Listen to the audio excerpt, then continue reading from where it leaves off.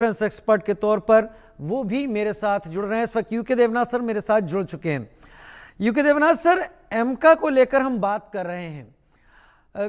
बात करें fifth generation fighter jets की, तो अभी जो हालात है उस हालात के हिसाब से F-22 रैप्टर अमेरिका के पास है, F-35A लाइटनिंग ये है, J-20 माइटी ड्रैगन चाइना के पास है और रूस के पास Su-57 इस वक्त मौजूद है।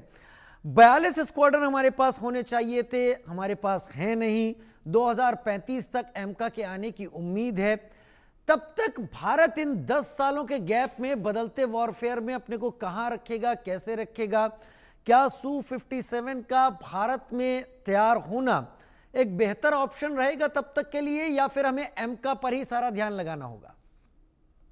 जी हाँ, इसमें कोई शक नहीं है कि चीन जो है ऑलरेडी तिब्बत में J-20 उड़ा रहा है और चीन ने यह भी कहा है कि बहुत जल्दी वो पाकिस्तान को भी एक JF-35 नामक करीबन करीबन फिफ्थ जनरेशन फाइटर एयरक्राफ्ट देने वाला है। पाकिस्तान की एयरफोर्स बहुत ही उत्सुक है कि जल्दी से जल्दी 2 स्क्वाड्रन JF-35 जो कि करीबन करीबन फिफ्थ जनरेशन का स्टेल्थ फाइटर विमान होगा, उसको इंडक्ट कर ले। अब इंडिया के सामने ऑप्शन है। डोनाल्ड ट्रंप बहुत दबाव डाल रहे हैं। मैं तो कहूंगा डोनाल्ड ट्रंप जरूरत से ज्यादा दबाव डाल रहे हैं कि हम अमेरिका से F-35 खरीद लें। लेकिन सुखोई 57 जो है रूस का, वो भी एक शानदार स्टेल्थ विमान है, फिफ्थ जनरेशन का है। एयरफोर्स में काम किया है, इसलिए HAL के साथ काम किया है काफी। मेरे ख्याल से हमारे पास रूस के भरोसे पे हमने MiG-21 बनाए, HAL ने करीबन 800 बनाए। रूस के भरोसे हमने सुखोई 30 बनाए, HAL ने बनाए। उसमें से शुरुआती दौर में कुछ रूस से ही असेंबल्ड होकर आए, लेकिन बाद में 230 से ज्यादा सुखोई 30 हमने भारत में ही HAL में बनाए। तो सुविधा क्या है? अगर हम सुखोई 57 लेते हैं तो ये जो MiG-21 और MiG-20 और सुखोई 30 के जो टेस्ट बेंच हैं, वर्कशॉप हैं, tools, testers, calibration equipment, ground support equipment, इनमें से ज्यादातर कॉमन आ जाते हैं सुखोई 57 के साथ। तो बहुत बड़ी आसानी होती है। एक और चीज क्या है कि अब जैसे MiG-21 का प्रोडक्शन हमने बंद कर दिया है, उसकी ओवरऑल कभी नहीं होगी। वो हैंगर स्पेस और वो वर्कशॉप टेक्नीशियन सब अवेलेबल हैं। इसी तरह से सुखोई 30 का प्रोडक्शन भी बहुत जल्दी खत्म हो जाएगा, तो उसके जो हैंगर स्पेस है, उसके जो इंजीनियर्स हैं, टेक्नीशियंस हैं, वो सब अवेलेबल हैं। तो अगर आप purely logistics point of view से देखें तो सुखोई 57 आने से बहुत सुविधा है। रशिया ने कहा है कि वो पूरी की पूरी ट्रांसफर ऑफ टेक्नोलॉजी भी दे देगा। जी। और एक और चीज देखिए, हम पिछले कुछ दिनों से डोनाल्ड ट्रंप के टैरिफ का ड्रामा देख रहे हैं। सुखोई 57 अगर हम लेते हैं तो हमें कम से कम अमेरिका के ऊपर किसी भी एंगल से निर्भर नहीं होना पड़ता। अमेरिका किसी भी तरह के तांडव नृत्य करे, हम उसके इन्फ्लुएंस में नहीं आएंगे। लेकिन भारत सरकार ने शायद ना F-35 की तरफ झुकाव दिखाया है, ना अभी तक सुखोई 57 के बारे में भी कोई बयान नहीं आया है। भारत सरकार शायद यही कह रही है कि किसी तरह से हम 10 साल, मेरे हिसाब से 15 साल इंतजार कर लेंगे, हमारा खुद का AMC आएगा। जी, आप बात सही कह रहे हैं, हमारा खुद का AMC आएगा, हम इंतजार कर लेंगे, 15 साल इंतजार कर लेंगे। लेकिन अभी बदलते हालात में क्या 15 साल का वक्त हम अफोर्ड कर सकते हैं, जब ऑपरेशन सिंदूर हो चुका, जरिए भी अपने वेपन्स को टेस्ट कर चुका है चाइना?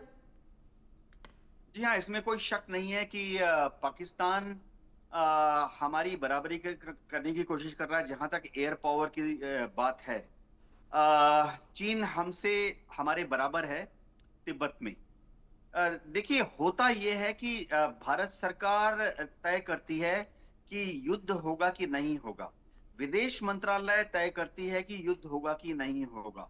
तो जैसे हमने गलवान में देखा, विदेश मंत्रालय ने कूटनीति के जरिए गलवान के युद्ध को आगे बढ़ने से रोक लिया। इसी तरह से सिंदूर के दौरान अगर देखें तो भारत सरकार ने, विदेश मंत्रालय ने ऑपरेशन सिंदूर को उस वक्त रोक दिया और आगे बढ़ने से रोक दिया जब हमें लगा कि हम पाकिस्तान को ठंडा कर चुके हैं। तो इसी तरह से आकलन ये है, देखिए, मिनिस्ट्री ऑफ डिफेंस युद्ध लड़ती है, ये समझना पड़ेगा, दर्शकों को बता दूं। युद्ध करना है कि नहीं ये मिनिस्ट्री ऑफ डिफेंस तय नहीं करती है, ये तय करती है विदेश मंत्रालय। और विदेश मंत्रालय और हमारे एनएसए, श्री अजीत डोभाल का जो ऑफिस है, उनका आकलन है कि हम अगले 10 साल 15 साल तक ऐसी हालत में अपने को रखेंगे कि पाकिस्तान से या चीन से शायद खुलेआम बृहद युद्ध, जैसा हमने पाकिस्तान के साथ 1965 या 1971 में किया था, वैसा नहीं होगा। छोटी मोटी टक्कर होगी बस। इसी तरह से विदेश मंत्रालय को पूरा यकीन है कि चीन के साथ भी जैसे 1962 में एक बड़ा भयंकर युद्ध हुआ था, उस तरह का युद्ध नहीं होगा। विदेश मंत्रालय युद्ध चालू होने के पहले ही उसको रोक लेगी। तो फिलहाल जब तक हमारे हाथ में एएमसीए नहीं आ जाता, इंडियन एयरफोर्स, भारत की फौज विदेश मंत्रालय पर निर्भर करती है कि युद्ध ना हो। फॉर्मर एयरफोर्स ऑफिसर होने के नाते, क्योंकि आप एयरफोर्स से आते हैं, हम एमका की ही बात कर रहे हैं, क्या आपको लगता है ऐसा संभव है? 62 के पहले भी चाउ एन लाई ने इस तरह का कोई संकेत दिया नहीं था। पंचशील सिद्धांत की बात हो रही थी, दोनों हिंदी चीनी भाई भाई हो रहा था, सरप्राइज सारे अटैक हुए। क्या भारत वाकई क्या अफोर्ड करने की स्थिति में हम ये हैं कि हम टैकल कर ले जाएंगे, वॉर लाइक सिचुएशन को बढ़ने नहीं देंगे?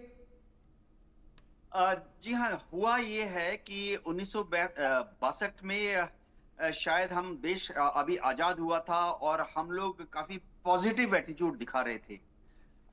अभी हम फूंक फूंक के कदम रख रहे हैं, और जैसा हमने गलवान में देखा, जैसा हमने कारगिल में देखा, कारगिल एक क्लासिक एग्जाम्पल है कि हमने कारगिल का युद्ध बस वहीं पर सीमित रखा। हमने कारगिल के युद्ध को वहां से बाकी जो कश्मीर का एलओसी है या पंजाब बॉर्डर या राजस्थान बॉर्डर या गुजरात का बॉर्डर, उस तरफ फैलने नहीं दिया। तो इसी तरह से गलवान के दौरान अगर हम देखें, जब इनर्शी जो शुरुआती झड़प हुई थी, उसके बाद हमने पूरे गलवान के झड़प को आगे बढ़ने नहीं दिया। अब ऑपरेशन सिंदूर के दौरान देखिए, 4 दिन के अंदर ही हमें लगा कि हमारा जो राजनीतिक और कूटनीतिक उद्देश्य था, प्रिंसिपल ऑफ वॉर में कहते हैं selection and maintenance of aim, हमारा सिलेक्शन ऑफ एम था कि पाकिस्तान को ठंडा करना है, तो हमने उसको मेंटेन रखा और 4 दिन के बाद ऑपरेशन सिंदूर को हमने कॉमा लगा दिया। तो हम बहुत फूंक फूंक के कदम रखते हैं, और श्री एस जयशंकर हैं हमारे विदेश मंत्री, इनका जो अनुभव है वो पकते पकते फॉरेन सर्विस के ऑफिसर हैं, तो कड़ाई में पकते पकते वो विदेश मंत्री बने हैं। एनएसए श्री अजीत डोभाल हैं, बहुत ही दूर की सोचते हैं। वो खुफिया तंत्र में भी रह चुके हैं श्री अजीत डोभाल, तो उनको दुश्मन की जो रग है उसकी पकड़ है, पहचान है। तो आकलन ये है कि अगले 10 साल 15 साल तक भारत चीन के बीच में या भारत और पाकिस्तान के बीच में भयंकर युद्ध नहीं होगा, जनरल वॉर जिसे कहते हैं, नहीं होगा। सर, आपको क्या लगता है एमका कितना बड़ा एसेट भारत की एयरफोर्स के लिए बन सकता है इन फ्यूचर, अगर 10 साल बाद भी हमको एमका मार्क 1 मिलता है तो? हाँ राजीव जी, क्या होता, अब होता ये है कि किसी भी एयरफोर्स को युद्ध लड़ने के लिए 2 चीजें दरकार होती हैं। एक तो numbers of fighter aircraft, numbers, जैसे क्रिकेट टीम में 11 क्रिकेट प्लेयर होने चाहिए। अब हम सबको मालूम है कि 11 के 11 तो धोनी नहीं हो सकते, 11 के 11 सचिन तेंदुलकर नहीं हो सकते, 11 में से धोनी, सचिन तेंदुलकर या चलो 2 3 4 ही होते हैं। इसी तरह से एयरफोर्स में जब युद्ध होता है, सारे एयरफोर्स के top commanders, chief of air staff बनते बनते 40 साल की नौकरी हो जाती है। सबको मालूम है कि युद्ध के दौरान 70% एयरफोर्स ऐसी होती है जो कि थोड़ी पुरानी होती है, 20 साल पुरानी, 40 साल पुरानी, और युद्ध के दौरान महज 30% यानी 1/3 एयरफोर्स ऐसी होनी चाहिए जो कि मॉडर्न हो, यानी महज 5 साल पहले आया, महज 10 साल पहले आया, अभी भी मजबूत जहाज है। तो हमारे पास जो एमका है वो 10 साल के बाद आएगा, 15 साल के बाद आएगा, जो उसके स्पेसिफिकेशंस फिक्स किए हैं, जो हम बोलते हैं ASR, air staff qualification qualifying requirement, वो बहुत स्ट्रिक्ट हमने बनाए हैं। और DRDO, ADA, aeronautical development agency, NAL, national aeronautics limited, इन सब का दावा है। और क्या होता है कि देखिए, एयरफोर्स को तो तकनीक से ज्यादा डिपेंड करना पड़ता है principal adviser on scientific matters. Bharat सरकार के एक सलाहकार होते हैं, बहुत बड़े साइंटिस्ट होते हैं, उनका पद जो है करीबन करीबन डिफेंस सेक्रेटरी से भी के बराबर होता है या उनसे ऊपर ही होता है। उनका ये आकलन है कि एमका जिस तरह का एयरफोर्स चाहती है स्पेसिफिकेशंस वैसा प्राय प्राय बन जाएगा। और वह तो दावा कर रहे हैं कि 5 साल में प्रोटोटाइप उड़ा देंगे, 8 साल में पहला प्रोडक्शन मॉडल आ जाएगा। लेकिन क्योंकि वायुसेना में हमने काफी घाट घाट का पानी जी पिया है, तो जी। मेरा आकलन है कि एमका का प्रोटोटाइप उड़ते उड़ते 10 साल लग जाएंगे। और जैसे आईओसी होता है, इनिशियल ऑपरेशनल क्लियरेंस होते होते 12 साल लग जाएंगे, जिसमें हम बेसिक वेपन फायर कर सकते हैं। और जैसे एफओसी होता है, फाइनल ऑपरेशनल करते करते 15 साल लग जाएगा, जिसमें हम सब तरह के एडवांस वेपन्स भी फायर कर सकेंगे। तो टाइमलाइन मैं तेजस के मुकाबले बहुत ज्यादा इंप्रूवमेंट देख रहा हूं। तेजस के मुकाबले मैं बहुत ज्यादा इंप्रूवमेंट देख रहा हूं। मुझे लगता है कि 2-3 साल का डिले होगा, 5 साल का डिले होगा, लेकिन 2035 तक पहला प्रोटोटाइप इंडियन एयरफोर्स के हाथ में आ जाएगा फॉर इनिशियल ऑपरेशनल क्लियरेंस, जिसमें हम उसमें से बेसिक वेपन फायर कर सकेंगे, air to air, air to ground. Air force बहुत ही उत्सुक है जी। एयरफोर्स बहुत ही उत्सुक है और आप भी ट्रुथ के, सच्चाई से ज़्यादा दूर नहीं जा रहे हैं जब आप इतनी सारी बातें हमारे सामने